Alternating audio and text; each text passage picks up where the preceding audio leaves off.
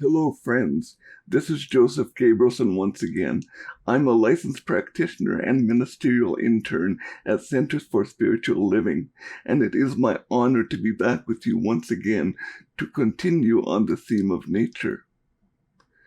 The specific topic title for today is St. Francis of Assisi, and this is one of my favorites. So I'm excited to talk about this topic with you and offer a meditation at the end. Before we begin, I want to give a disclaimer and say that there has been many books and many videos and audios and writings created by St. Francis about St. Francis, and his teachings have affected the world of spirituality and theology a great deal. Since his contribution is so vast, I will not have the time to cover all of his teachings or all of the things that I so much appreciate about St. Francis. I'm going to give a brief overview of St. Francis and then focus on the theme of nature, sharing some of his writings and ideas about different creatures in nature, about how each creature is holy. They're really beautiful writings. So I encourage you, if this talk sparks an interest, to do some of your own research as well on St. Francis of Assisi. As of 2020, St. Francis of Assisi lived about 800 years ago. He was born to a very royal, noble family in Persia. He was given everything on a silver platter and had everything that most people of the day would want and more.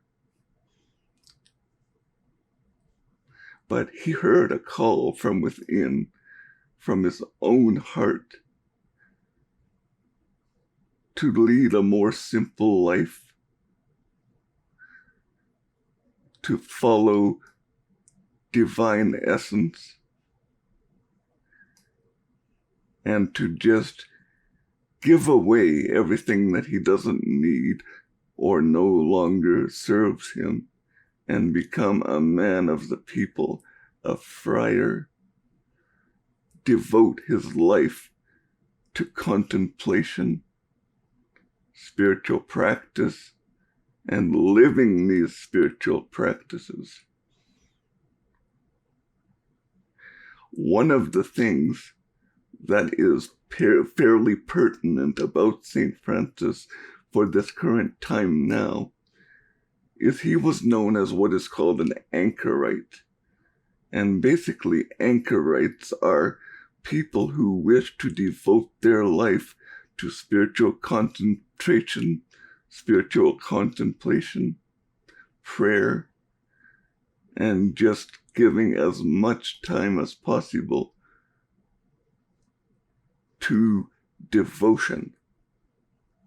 There would be periods where they would counsel the street people through a window in their anchor hold, which was just a very small room, almost like a cell, where they would do their spiritual practice, and there would be brief times where they would look out the window to the street and kind of counsel people coming by. So in these anchor holds, they're very small rooms. They weren't allowed to leave. They even had a chamber pot there, and all food was brought to them. I really had a change of thought around the pandemic when I started to view it as my anchor hold. This room that I do most of my recordings in is the main room where I spend a lot of time. So instead of feeling down about not being able to go anywhere or not seeing friends, I decided to embrace this time as a time of spiritual contemplation, spiritual growth, as a time of going within. So in a way, in my room during the pandemic, I was following the path of an anchorite in my own way.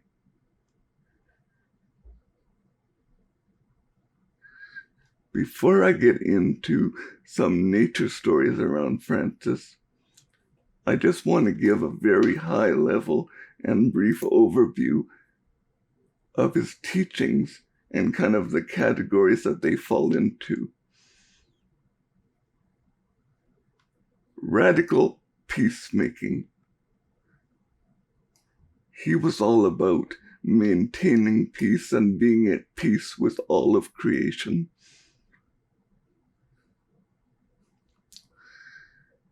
The holy fool. What does that mean, and what does it have to do with St. Francis? Well, the phrase the holy fool refers to someone who is a fool for God.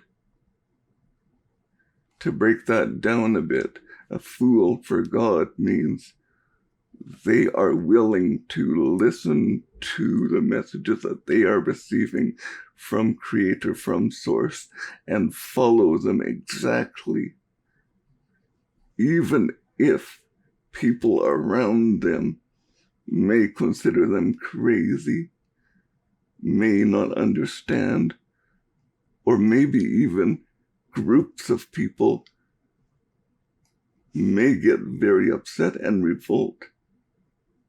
But regardless of what is happening around him, the holy fool follows that divine guidance no matter what, despite how it looks on the outside. Francis is also a lot about simplicity. When he became a friar, he went from having anything and everything he could possibly want to giving away all his belongings and wearing nothing but a friar's robe. So he really wanted to simplify. And one of the ways that he did this was to give away all his possessions. He didn't have any money, so he would just rely on the goodness of strangers to provide him exactly what he needed. And then in turn, he would bless them spiritually. Of course, the prayer of St. Francis, "Make me an instrument of thy peace," is very popular. I will read it at the end for the meditative portion of the talk. St. Francis also talks a lot about being on fire for God, feeling the fire of God build up within his chest and then succumb his entire body until he could no longer ignore the calling, the message, the blessing from God. So he often talks about this intuition and the blessing of God as being the fire of God. And he often feels it in his body.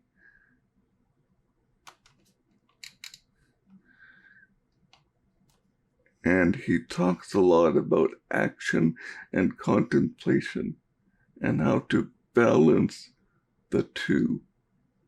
A lot of his life was contemplation, and only action occurred when it was for the highest good of all beings. There is one other thing that I wanted to mention about St. Francis because it really relates well to the science of mind teaching. And that is, there is a story that at the beginning of his time as a friar, he was very afraid of lepers, and he did not want to go near them. He tried several times at no avail. And then all of a sudden, he felt that fire within his chest, a message from God, an intuition, a divine inspiration. And this divine inspiration just told him to go be with the leper. Do not be afraid, despite the fact that you are feeling uncomfortable. Go and be with that leper. So this holy fire of God was so strong that he did this. And the moment he started interacting with the leper, all of the sores on his body began to disappear, and he began to look healthy again. Now, whether or not this actually happened, I don't know, because I wasn't there, and this was a story that was probably dictated to someone and then written. But I think it's very apropos for Science of Mind, because when he says that the leper's wounds went away, whether they actually went away or not is not the point. Did they actually go away? Or to think about it in Science of Mind terms, because St. Francis consciousness changed, then what he saw changed. New consciousness about the leper, a new thought about the leper, a new belief changed what he saw. So whether or not they actually went away, that's irrelevant. It's that he saw the divine within the leper. So he did not see the leprosy anymore. He just saw God. So whether the leprosy wounds went away, or whether he just saw the leper as his holy self, I'll leave you to think about that and decide that for yourself. But I think it's a good example of how new consciousness creates a new thought, creates a new outpicturing. Okay, the next thing I really want to share is about nature, and it's called the Canticle of the Creatures, and it's a famous poem/prose that St. Francis of Assisi wrote. You will have a slide for it, and I'll begin with that now.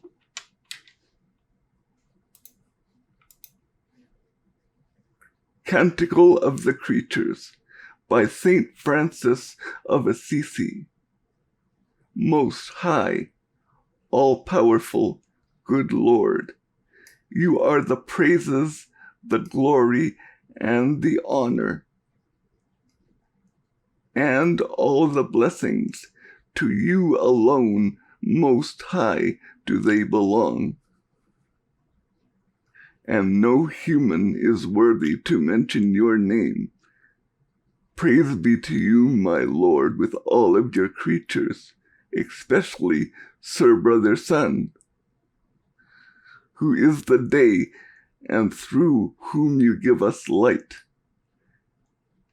And he is beautiful and radiant with great splendor, and bears a likeness of you. Most High One, praised be you, my Lord, through sister moon and stars. In heaven you formed them clear and precious and beautiful. Praised be you, my Lord, through brother wind and through the air, cloudy and serene, and every kind of weather, through whom you give sustenance to your creatures. Praise be you, my Lord, through sister water.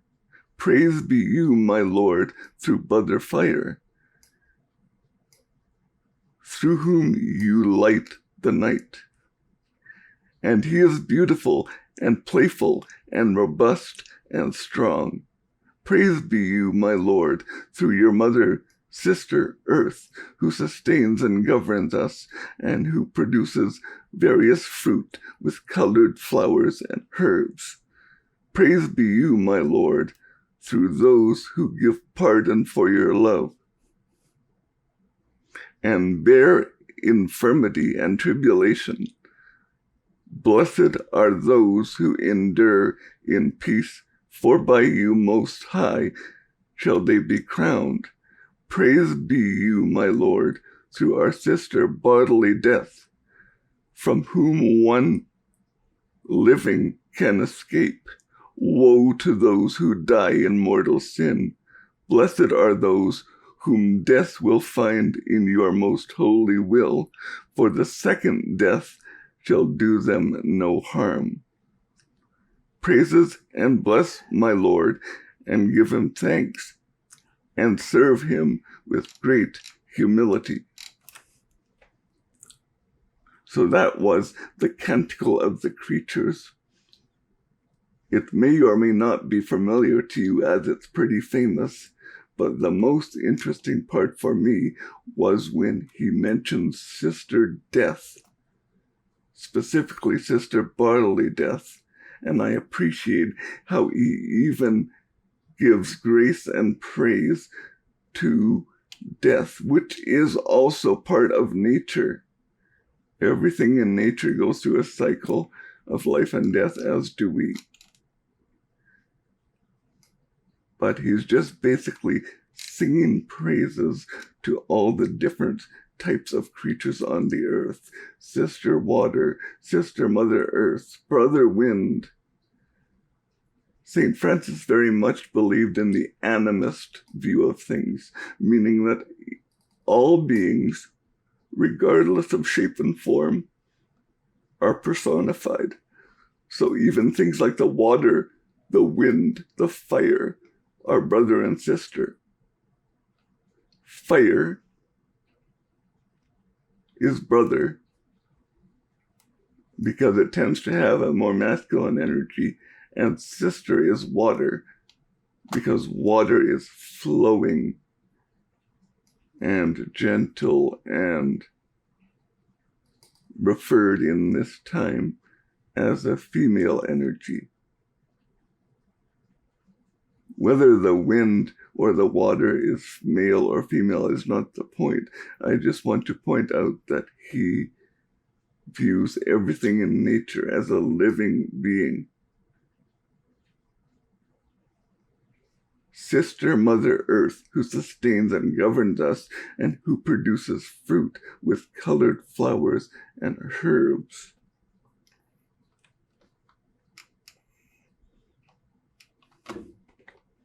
So that was the Canticle of the Creatures. And I am going to include that on a slide for you to see. But if you type in Canticle of the Creatures on Google, you should be able to find it easily. The next thing I want to share is a few stories. One about Brother Rabbit, and one about some birds.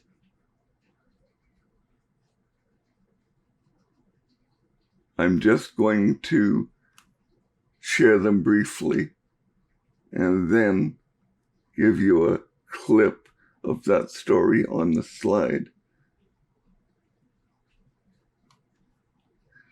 The first story I want to share is about Brother Rabbit.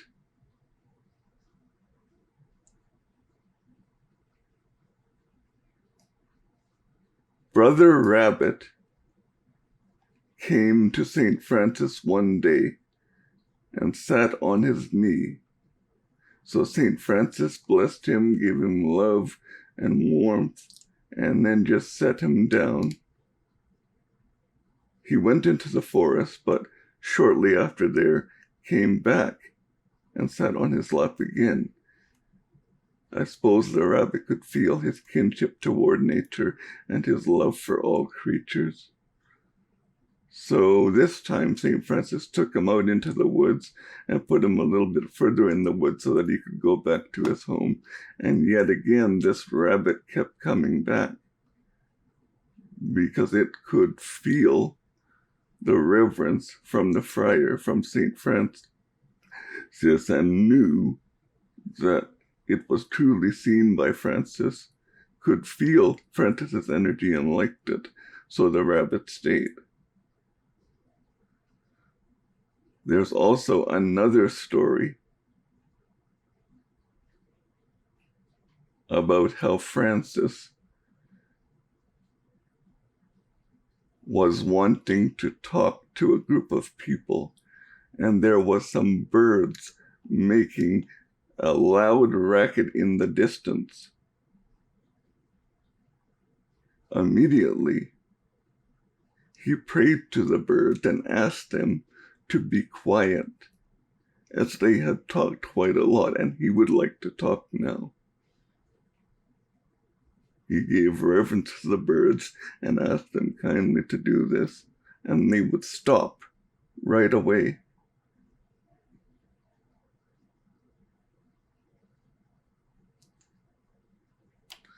So those are just a few examples of some nature stories that are told about St. Francis. There was a friar who compiled a lot of the teachings that St. Francis had spoken. He went around to many of St. Francis's disciples and just asked them to share stories of Francis's teaching to them. His name is Thomas of Solano, I do believe. So he's the one capturing a lot of these stories in writing. The most popular writer of St. Francis back in ancient times. Some of his writing is still available today.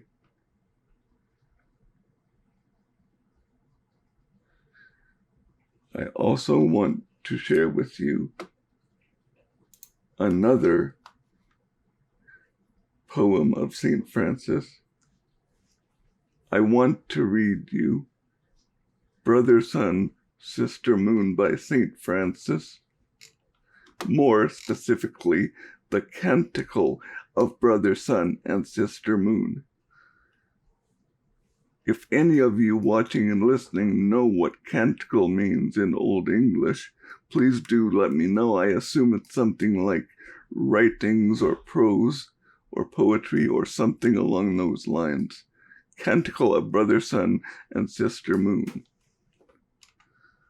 Most high, all-powerful, all-good Lord, all praise is yours, all glory, all honor, and all blessings. To you alone, Most High, do they belong, and no mortal lips are worthy to pronounce your name. Praised by you, my Lord, with all your creatures. Especially, Sir Brother Sun, who is the day through which you give us light. And he is beautiful and radiant with great splendor. Of your Most High he bears the likeness.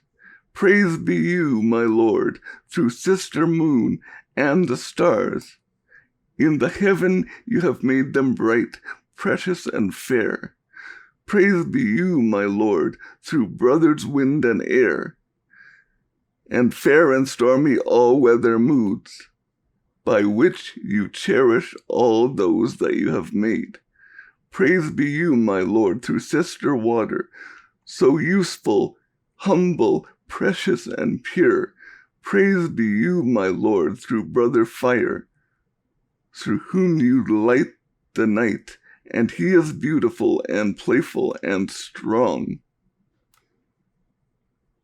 Praise be you, my Lord, through our sister Mother Earth,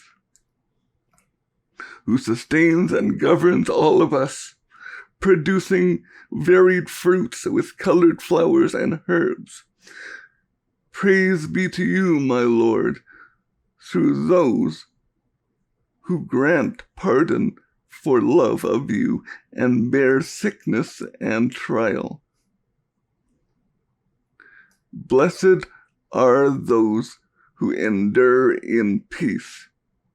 By you, Most High, they will be crowned. Praise be you, my Lord, through Sister Death, from whom no one living can escape. Woe to those who die in mortal sin. Blessed are they she finds doing your will. No second death can do them harm. Praise and bless my Lord and give him thanks and serve him with great humility.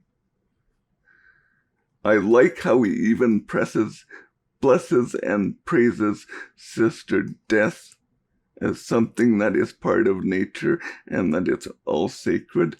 That part stuck out for me. You'll notice, like I said in the beginning, there's a lot of similarities in the two poems I've read. He talks about Brother Sun and Sister Moon and Father Air and all of those kind of things quite often. He believes in an animist philosophy, meaning that all creatures, all nature, are beings. So they're all kind of given a people persona. So, Brother Sun, Sister Air, this is very common in St. Francis' time. One more thing that I do want to share. As I said, there is really so much, so I'm just giving you a light taste with this talk. But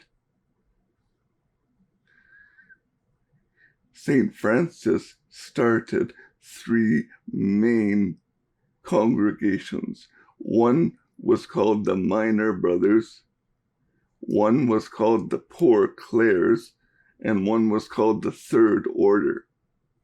The Minor Brothers, I believe, were those closest to St. Francis. The Poor Clares were actually female Franciscan nuns.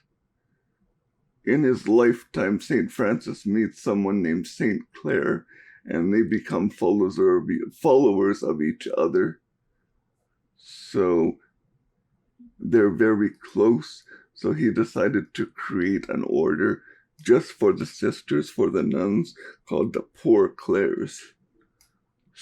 And one important distinction, in the Third Order, this was particularly for laymen or people that weren't friars or monastics in any way. So in the Third Order, anybody can join. And in the time of St. Francis, over 1/3 of the world was in that Third Order as laymen Franciscans. So the Third Order was for laymen, the Poor Clares was for nuns, and the Minor Brothers was St. Francis and his group of followers.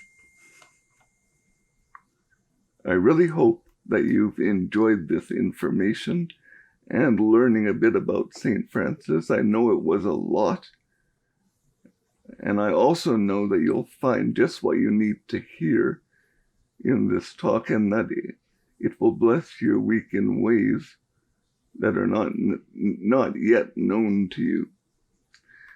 To close off with a meditation, I'm going to actually recite the prayer of St. Francis and just invite you to take that in. I'll read it slow, line by line as a meditation. As soon as I'm done the meditation, I'll bring you back into this time and space, and then that will be the end of the talk. So I'll say goodbye for now. And I hope you enjoy this meditation that is basically around a reading of the prayer of St. Francis. Before we begin the meditative part of this talk, I invite you to take a deep breath and bring yourself to your center of consciousness. Draw your attention inward. Your center of consciousness can be wherever intuitively it resonates for you. It could be in your third eye, could be in your heart, could be in your abdomen, wherever you feel that sense of grounded presence. Bring your attention there in your body. For me, it is the heart. So once you are grounded in your center of consciousness, your seat of consciousness, I invite you to take in these words of spiritual food, knowing that they will bless you in ways that are not yet known.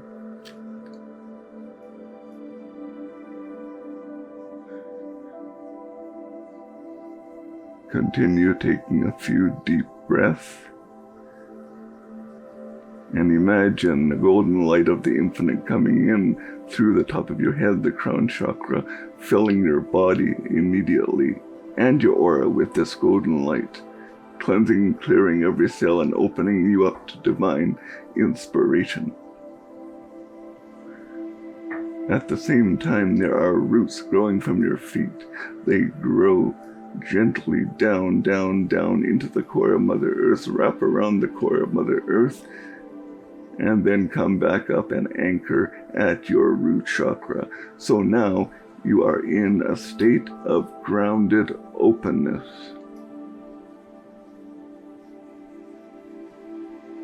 In this state of grounded openness, I will begin the prayer. Peace Prayer of St. Francis. Lord, make me an instrument of your peace. Where there is hatred, let me so love. Where there is injury, pardon. Where there is doubt, faith. Where there is despair, hope. Where there is darkness, light. And where there is sadness, joy. O Divine Master, grant that I may not so much seek to be considered and consoled as to console, to be understood as to understand, to be loved as to love. For it is in giving that we receive, it is in pardoning that we are pardoned, and it is in dying that we are born to eternal life. Amen. Take a deep breath and drink that in as I read it one more time. Lord, make me an instrument of your peace. Where there is hatred, let me so love. Where injury, pardon. Where doubt, faith. Where there is despair, hope. Where there is darkness, light. Where there is sadness, joy. O Divine Master, grant that I may not seek so much as to be consoled as to console, not so much to be understood as to understand, to be loved as to love. For it is in giving that we receive, it is in pardoning that we are pardoned, and it is in dying that we are born into eternal life. Amen.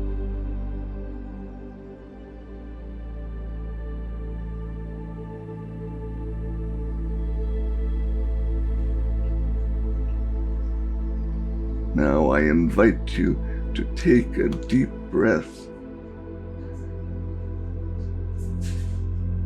and at your own pace, bring yourself back into the room that you're in, listening to my voice. You may want to wiggle your hands and feet a bit to help you get back into your body. I hope you've enjoyed the meditation.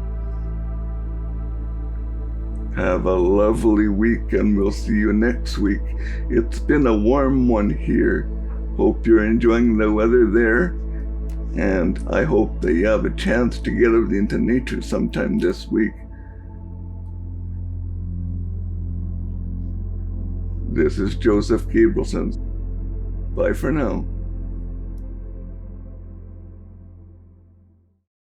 Here at Center for Spiritual Living Greater Las Vegas, we are a mission and vision-driven community. We offer transformative educational opportunities, deep and meaningful moments of connection, uplifting Wednesday and Sunday services. We greatly appreciate your contributions that support the amazing work we're doing here in Southern Nevada. We have several easy ways you can contribute. We have text to give. Simply text the amount of your donation to our text to give number, and you'll be prompted to enter your information. There's a link to our online donation page posted below this video where you can contribute by debit or credit card. And of course, you're always welcome to send a check to our office if that works better for you. All of your contributions go to support the great work that we're doing here in Greater Las Vegas community.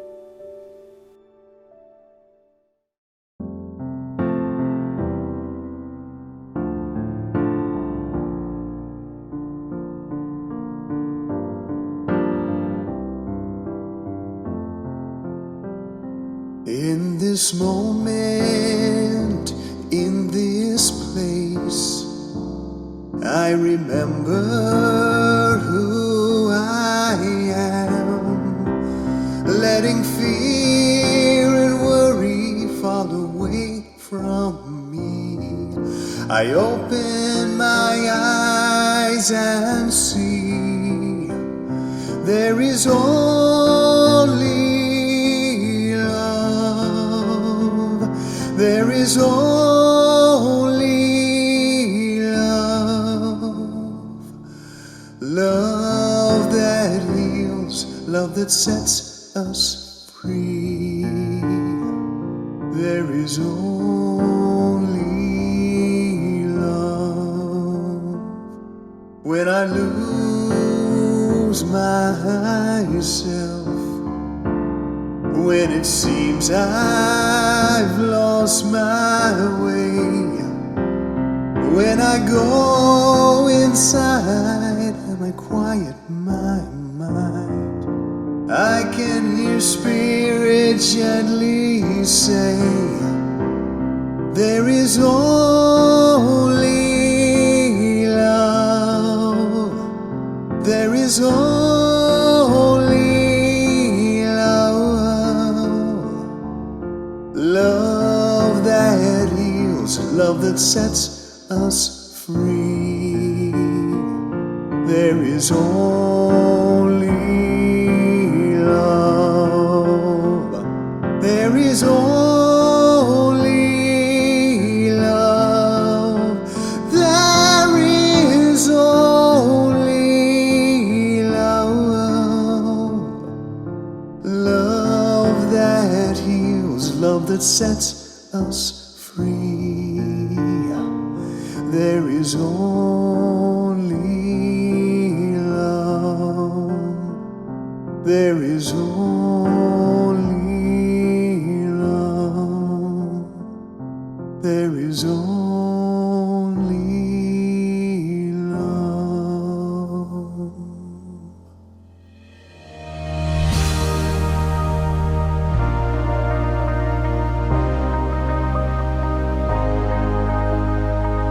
The monthly publication, Science of Mind magazine, is a treasure to be read and contemplated.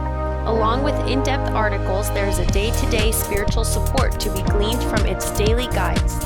Licensed practitioner Lynn Frankenberger hosts Adventures in Faith every Tuesday at 11 a.m. on Zoom, and you're invited to join in. This is a weekly group discussion that focuses on those daily guides and how to apply them. Check Facebook and our weekly newsletter for more details. CSL Greater Las Vegas brings you much of your favorite spiritual music every Friday at 7 p.m. with spiritual soundscapes. Enjoy performances from CSLGLV vocalists along with special guest singers.